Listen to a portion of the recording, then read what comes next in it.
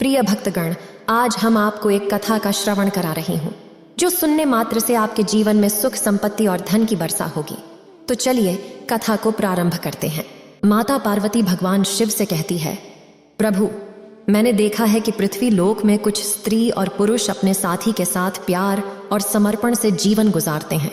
अगर आप यह कहानी सुन रहे हैं तो पूरा सुनिए। इस कथा को आधा अधूरा छोड़कर जाने की गलती मत करिएगा, क्योंकि इस पवित्र कथा को पूरा सुनने से मनचाहा फल की प्राप्ति होगी। इसलिए इस कथा को पूरा सुने। आप शिव भक्त हैं तो भोलेनाथ का अनादर ना करें।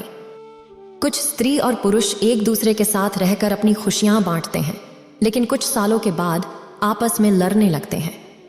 प्रभु, मैं यह जानना चाहती हूँ कि आने वाले जन्म में क्या होगा।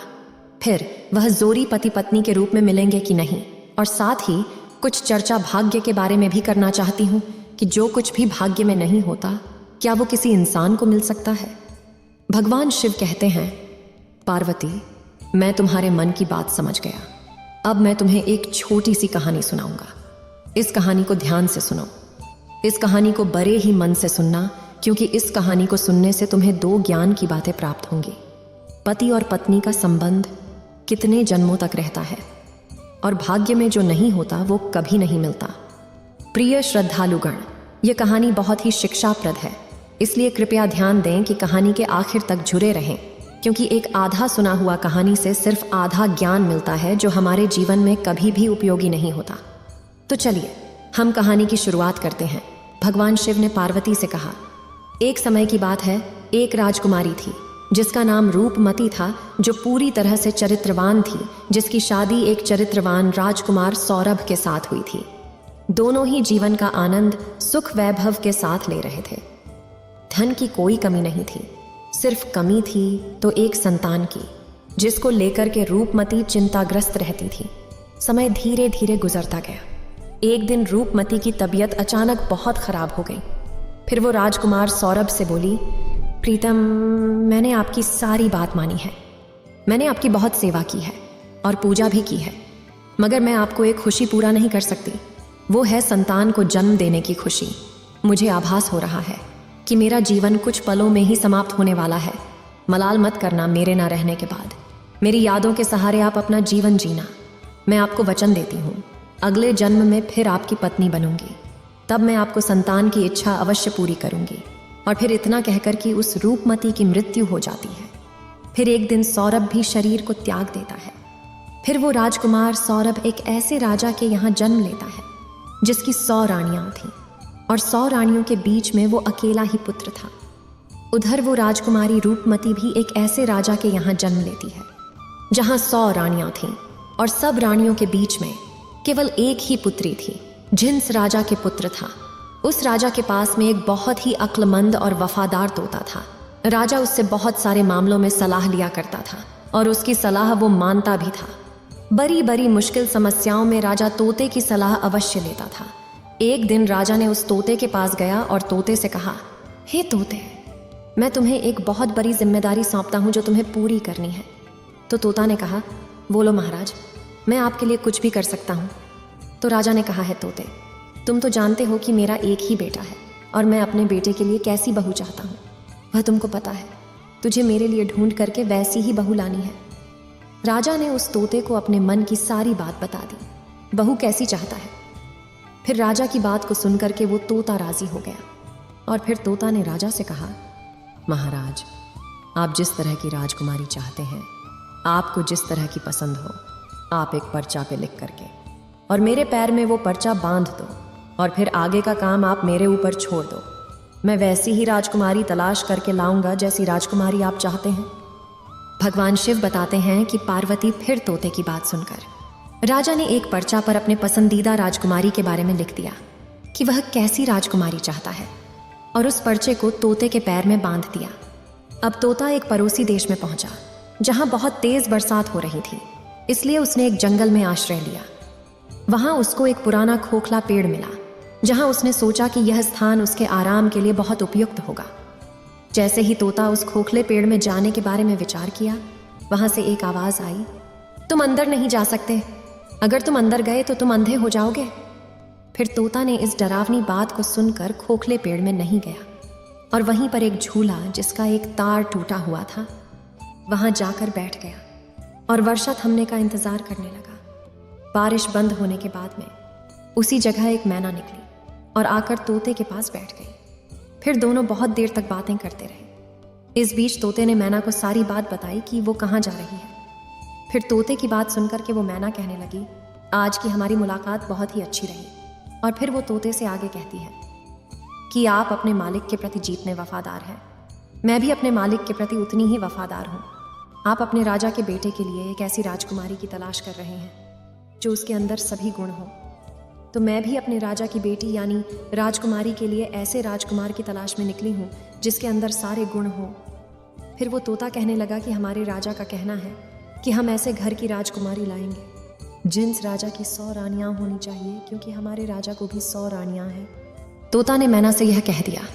मैना कहती है, अब हम आपकी बात समझ गए हैं, क्योंकि आपके राजा के पास भी 100 रानियां हैं और हमारे राजा के पास भी 100 रानियां हैं। आपके राजा के पास केवल एक राजकुमार है और हमारे राजा के पास केवल एक राजकुमारी है। आपके राजा का राजकुमार भी सर्वगुण संपन्न है और हमारे राजा की राजकुमारी भी सर्वगुण संपन्न है। तोता को अपने मन की बातें बताई और वहां पर तोता ने राजकुमार की पसंद की बातें सुनाई। फिर तो वह तोता और मैना राजकुमारी के देश में आ गए, क्योंकि तोता मन में यह सोच रहा था कि मेरे मालिक का सपना पूरा हो जाएगा, उनकी इच्छा पूरी हो जाएगी। वह जैसी राजकुमारी चाहते हैं वैसी ही राजकुमारी आज मुझे मिल गई है। इस प्रकार जब तोता और मैना उड़ते हुए राजकुमारी के महल में पहुंचे तो महल के एक नौकर ने उनको देख लिया। तो उन्होंने राजा से जाकर बताया कि महाराज, आपने मैना को जिसका कार्य के लिए भेजा है उसने आपके साथ में बहुत बड़ा विश्वासघात किया है। वो राजकुमार की तलाश में कहीं पर नहीं गई, वो तो एक तोते के साथ घूम रही है। मैंने तोते के साथ घूमते हुए अपनी आंखों से देखा है और आपकी बात तो पूरी तरह से भूल गई है। आपकी आज्ञा का उसने उल्लंघन किया है। इस प्रकार राजा को क्रोध आ जाता है और वो तोता और मैना को दोनों को मारने का हुक्म देते हैं। तोता और मैना को यह बात जानकारी हो गई कि राजा हमें मरवाना चाहता है। यह बात तोता और मैना को समझ में आ गई और फिर मैना तोता से कहा, हमारी जान इस जगह पर खतरे में है, हमें जल्दी इस स्थान से दूर भाग जाना चाहिए। इससे पहले कि राजा हमें मार दें तब हमें यहाँ से भाग जाना चाहिए। हमें जल्दी से इस स्थान को छोड़ देना चाहिए, वरना हम दोनों बिना बात के मर जाएंगे, जैसे कि राजा ने तय किया है। इसके बाद जब तोता और मैना ने सोचा कि वे इस स्थान से दूर जाने वाले हैं तो वे बहुत दूर उड़ कर चले गए। जब राजा के सिपाहियों ने बहुत देर तक खोजते रहे पर वे नहीं मिले, फिर सैनिक वहां से वापस आ गए, क्योंकि उन्हें लगा कि तोता और मैना दूर भाग गए होंगे। अब इधर तोता और मैना ने कुछ दिनों तक इंतजार किया ताकि लोग उनकी बातों को भूल जाएं। फिर कुछ दिनों बाद तोता और मैना वापस महल आए और आकर के तोता राजा के दाएं घुटने पर और मैना राजा के बाएं घुटने पर आकर के बैठ गए। फिर तोता मैना ने राजा से पूछा, आप हमको क्यों मारना चाह रहे थे? हम तो आपके वफादार हैं, आपके महल के नौकर हमसे जलते हैं, इसीलिए उन्होंने आपसे हमारी बुराई की। हम दोनों तोता और मैना बड़ी शान वाले उन राजाओं के नौकर हैं जो अक्लमंद भी है और अमीर भी हैं। हमने आपके साथ में हमेशा वफादारी की है।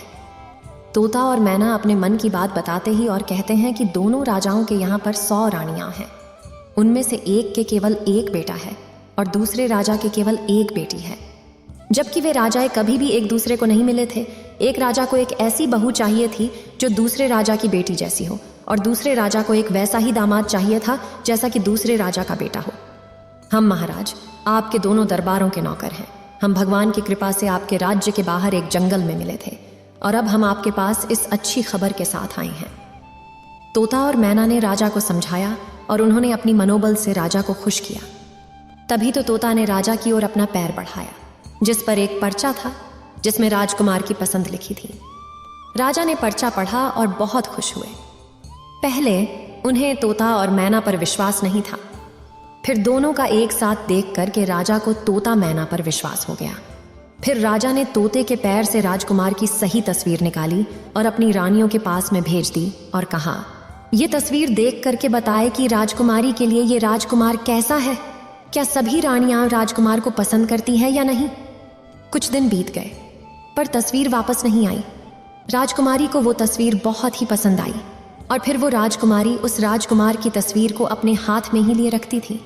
खैर, कुछ दिनों के बाद में रानियों की तरफ से जवाब आया कि राजकुमार सबको पसंद है, अब उसकी शादी जल्दी ही हो जानी चाहिए, क्योंकि राजकुमारी तो राजकुमार को देखे बिना ही फोटो से पसंद कर ली है। राजा ने तोते से कहा कि तुम अपने राजा के पास यह संदेश पहुंचा दो कि एक राजकुमारी ने पसंद कर लिया है और वह चाहता है कि वे 4 महीने के भीतर शादी के लिए आ जाएं। तोते ने अद्भुत आदर के साथ राजा को प्रणाम किया और फिर अपने देश की ओर उड़ गया। जब उसने अपने राज्य में पहुंचा तो तोते ने राजा को अपनी यात्रा की सारी कहानी बताया। राजा ने खुशी खुशी सुना और मन ही मन सोचने लगा कि आज मेरा सपना पूरा हो गया, और वह राजकुमारी को अपने बेटे के लिए पा लिया। इसके बाद राजा ने तुरंत इस शानदार मौके को शानदार तरीके से मनाने के लिए आदेश दिया। राजकुमार के लिए राजा ने सबसे उत्कृष्ट और विशेष कपड़े बनवाए, घोड़े के लिए शानदार आसन बनवाए गए और सिपाहियों के लिए नए और विशेष वेशभूषा बनवाई गई। बहुत सारे तरह की भेंटें जैसे अनमोल हीरे जवाहरात, बढ़िया कपड़े, मुश्किल से मिलने वाले फल, कीमती मसाले और बढ़िया किस्म के इत्र आदि इकट्ठा किए गए। हर चीज को याद करके राजा ने इकट्ठा किया। महीने जल्दी ही गुजर गए। इतनी तैयारियों में समय कब निकल गया पता ही नहीं चला। शादी की कुछ दिन पहले ही राजकुमार का पिता बीमार पड़ गया और वो मर गया। अब परिवार वालों के लिए यह एक बहुत ही बड़ा धक्का था। राजकुमार को अपना शादी टालना पड़ा, क्योंकि ऐसे समय पर शादी के लिए राजकुमार का जाना अपने पिता का अपमान जैसा करना दिख रहा था। फिर जैसे ही राजकुमार के पिता की मौत का अफसोस का समय बीता, फिर राजकुमार तोते के साथ में राजकुमारी के साथ में शादी करने के लिए निकल पड़ा। उधर राजकुमारी का राज्य कोई ज्यादा दूर नहीं था, इसीलिए राजकुमार तोते के साथ में बहुत जल्दी पहुंच गया और फिर राजकुमार ने अपना डेरा राजकुमारी के महल के पास वाले बगीचे में डाल दिए। अगर राजकुमार उस बगीचे में ना गया होता तो अच्छा होता, क्योंकि वहां उसका तोता मर गया। उस बगीचे के माली ने उस तोते को मार दिया, क्योंकि वो तोता एक खजूर पर बैठकर खजूर को तोड़ रहा था और राजकुमार की तरफ उस खजूर को फेंक रहा था। ये बात माली को रास नहीं आई और उसने तोते को मार दिया। फिर जैसे ही राजकुमार के पास यह मुश्किल आई, उसके कुछ देर बाद ही उसने सुना कि राजकुमारी के पिता ने अपनी बेटी की शादी उसके साथ करने से इनकार कर दिया, क्योंकि उसका पिता मर गया था। अब बगीचे में डेरा डालने के कुछ दिन बाद ही राजकुमारी अपनी पालकी में बाहर जा रही थी तो इत्तेफाक से वही रास्ता उसके सामने आया जिस रास्ते पर वो बगीचा था। उसने बगीचे पर नजर डाली तो वहां राजकुमार को देखा। फिर राजकुमारी उस राजकुमार को पहचान गई, क्योंकि उसकी तस्वीर अभी भी उसके पास में थी। उसने उस समय तो कुछ नहीं कहा और अपनी पालकी ढोने वाले कारों को वापस चलने के लिए कहा, क्योंकि राजकुमारी को अपना प्रेमी मिल गया था। उसी समय उसको सब कुछ बहुत अच्छा लगने लगा। शाम को खाने के समय राजकुमारी ने अपने खाने में से आधा खाना खाया और बचा हुआ आधा खाना राजकुमार की तस्वीर के साथ में राजकुमार को भेज दिया। उसने अपनी नौकरानी से कहा कि वो राजकुमार से कहे कि वो उस खाने को खा ले और अगर वो ना खाए तो उसमें अपनी उंगली घुसा दे। नौकरानी ने वैसा ही किया। राजकुमार ने खाना नहीं खाया तो नौकरानी ने उसको खाने की प्लेट में उंगली घुसाने के लिए कहा। जब उसने प्लेट में रखे चावल में अपनी उंगली घुसाई, उसने सोचा कि राजकुमारी मुझसे प्यार करती है। ऐसा सोचकर वह अपने हाथ चावल में मिलाए और एक पत्र राजकुमारी के लिए लिखकर उसे नौकरानी के द्वारा भेज दिया। फिर जब राजकुमारी ने वो पत्र पढ़ा तो उसके मन में राजकुमार से मिलने की इच्छा उत्पन्न हुई। उसने रात को अपना घोड़ा तैयार करवाया और उस बगीचे की ओर चल पड़ी जहां पर राजकुमार ठहरा हुआ था। तभी राजकुमारी ने कहा, मैं तुमसे बहुत प्यार करती हूँ और इसीलिए मैं छिपकर तुम्हारे पास आई हूं। मेरे पिता मुझे तुमसे शादी करने की इजाजत नहीं देंगे। चलो अपना घोड़ा तैयार करो और मुझे अपने साथ अपने राज्य ले चलो, जहां हमारा कोई कुछ नहीं बिगाड़ सकता। तब राजकुमार और राजकुमारी दोनों ही घोड़े पर सवार होकर के राज्य से बाहर की तरफ चल दिए और वो एक ऐसे स्थान पर जा पहुंच गए जहां पर उनकी जान बहुत बड़े खतरे में पड़ गई। वो जीस नगर में पहुंचा। उस जगह पर एक जादूगरनी रहती थी। उसकी भी एक बेटी थी। जैसे ही उसकी बेटी ने राजकुमार को देखा तो जादूगरनी की बेटी उस राजकुमार से प्रेम कर बैठी और उससे शादी करने की सोच ली। अब वो जादूगरनी मन में सोचने लगी कि शादी राजकुमार के साथ कैसे होगी। फिर उसने एक तरकीब सोची। फिर वो जादूगरनी की लड़की अपने मन में विचार करने लगी, आखिरकार मेरी शादी इस राजकुमार के साथ कैसे होगी। फिर उसने एक तरकीब सोची और अपनी माँ जादूगरनी से राजकुमार और राजकुमारी को अपने घर खाने के लिए बुलाने के लिए कहा और फिर अपनी बेटी की बात को मान करके उस जादूगरनी ने राजकुमार और राजकुमारी को अपने घर खाने के लिए बुलाया। जब राजकुमार और राजकुमारी उस जादूगरनी के घर जाकर खाना खाने गए तो जादूगरनी ने राजकुमार को एक कमरे में बुलाया और उसके गले में एक लठ का फंदा डाल दिया। जब फंदा डाला गया तो वो राजकुमार, जो पहले एक इंसान था, एक भैंस के रूप में बदल गया और फिर दूसरे दरवाजे से जादूगरनी ने उस भैंस को घर से बाहर ले जाकर एक सुरक्षित स्थान पर बांध दिया। वहां वो अपनी बेटी के साथ भी था। अब राजकुमारी खाने के बाद अपने राजकुमार को खोजने लगी, लेकिन वो भैंस बन चुका था। उसे कैसे ढूंढती? पूरे दिन वो भैंस थे जो जादूगरनी की बेटी के पीछे घूमते रहते थे। जादूगरनी की बेटी जहां भी जाती वह भैंस उसके पीछे जाता। जादूगरनी की बेटी रात को भैंसे के गले से वो रस्सी का फंदा निकाल देती थी, जिससे वो राजकुमार बन जाता था और भैंसे का रूप खत्म हो जाता था। और जैसे ही सुबह होता था वैसे ही वो रस्सी का फंदा फिर राजकुमार के गले में डाल करके उसे भैंसा बना देती थी और दिन भर उसे बाहर घूमती थी। उधर राजकुमारी को राजकुमार से बिना मिले कई दिन हो गए थे। राजकुमारी पागलों की तरह अपने राजकुमार को ढूंढ रही थी।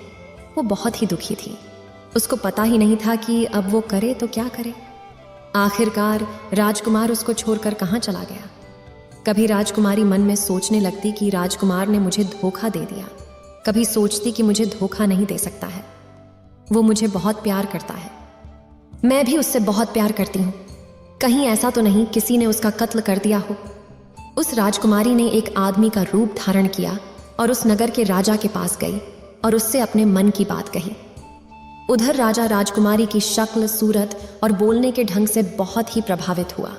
फिर राजा ने अपने दरबार में उस राजकुमारी को कोतवाल के पद पर नियुक्त कर दिया। जब वो राजकुमारी कोतवाल बन जाती है, क्योंकि कोतवाल का आना जाना बहुत सारे घरों में होता है, इसलिए उसे बहुत सारे घरों के अंदर बाहर के रहस्य मालूम होते हैं। इस प्रकार वो राजकुमारी कोतवाल बनकर राजा के यहाँ काम करने लगी। समय धीरे धीरे बीतता गया, कई साल बीत गए। फिर एक दिन राजा की मृत्यु हो जाती है। उधर सभी नगरवासी उस कोतवाल को राजा बना देते हैं, क्योंकि उस कोतवाल राजकुमारी का व्यवहार जनता के प्रति बहुत ही अच्छा था। फिर एक दिन उसी नगर से एक व्यक्ति एक भैंसा खरीदने के लिए उस राजा रूपी राजकुमारी के पास आया, तो राजा रूपी राजकुमारी ने उस व्यक्ति का भैंसा खरीद लिया। वो भैंसा बहुत ही काम का था। वो किसी भी खोई हुई चीज को सूंघ करके बता देता था। एक दिन अचानक वो भैंसा कहीं गुम हो गया। फिर तो राजा ने उस नगर में सूचना भिजवा दी कि इस नगर में जितने भी भैंसे हो सबको यहाँ पर इकट्ठा किया जाए। उधर ये सूचना उस जादूगरनी के पास भी पहुंची। अब सभी नगर के राजा के सामने एकत्रित हुए, मगर उस जादूगरनी ने अपना भैंसा, जो कि एक राजकुमार था, उस राजा के दरबार में नहीं भेजा। फिर जब सैनिकों ने राजा रूपी राजकुमारी को जादूगरनी के द्वारा अपना भैंसा नहीं भेजने की बात बताई, तो राजा रूपी राजकुमारी एकदम से भड़क गई और उसने जादूगरनी सहित उस भैंसे को जबरदस्ती बुलवाया।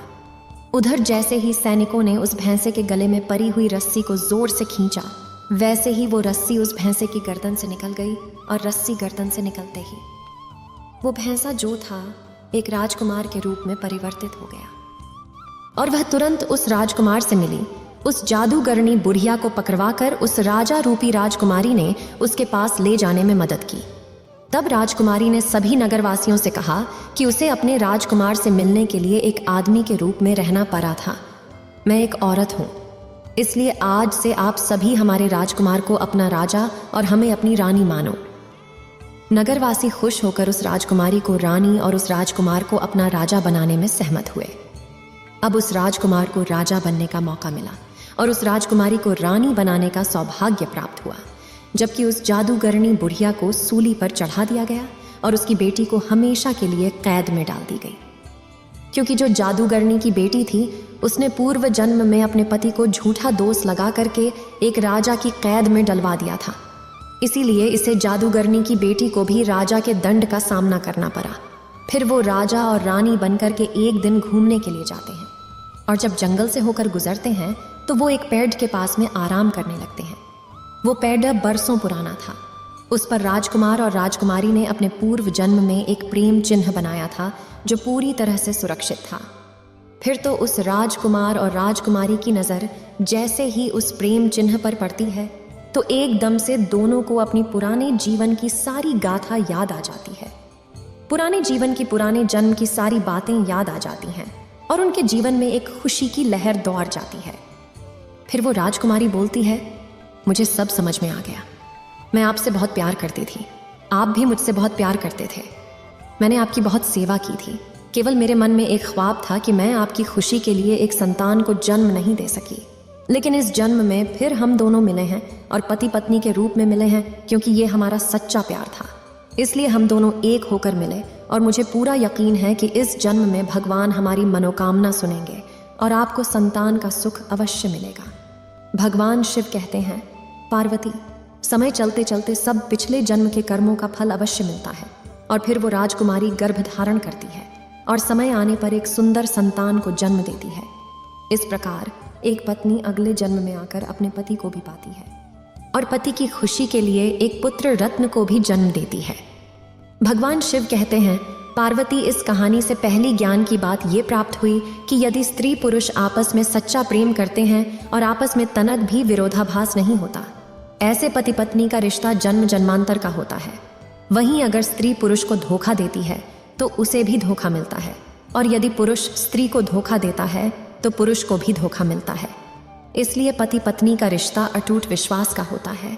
इसलिए एक दूसरे के साथ विश्वास बनाए रखना चाहिए, और जो स्त्री पुरुष विश्वास की डोर मजबूत रखते हैं वो हर जन्म में पति पत्नी के रूप में मिलते हैं। ऐसे जैसे एक समय पर एक राजकुमारी को अपने अगले जन्म में वही राजकुमार पति के रूप में प्राप्त हुआ और उसकी आवश्यकता थी जो संतान की प्राप्ति की गई थी। फिर उसे अगले जन्म में संतान का सुख भी प्राप्त हुआ। भगवान शिव कहते हैं कि पार्वती, इस कहानी से एक दूसरे जीवन का ज्ञान प्राप्त की। जो कुछ भी किसी के भाग्य में नहीं होता वह कभी नहीं हो सकता है, क्योंकि जादूगरनी की बेटी का चरित्र सही नहीं था। वह अपनी जादुई शक्ति का सहारा लेकर राजकुमार को प्राप्त करना चाहती थी, जो कि राजकुमार उसके भाग्य में नहीं था।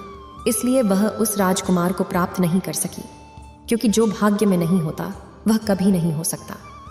राजकुमार केवल उस राजकुमारी के भाग्य में था, इसलिए इतनी सारी कठिनाइयों के बावजूद भी उस राजकुमारी को उसके पूर्व जन्म के पति राजकुमार के रूप में प्राप्त हुआ।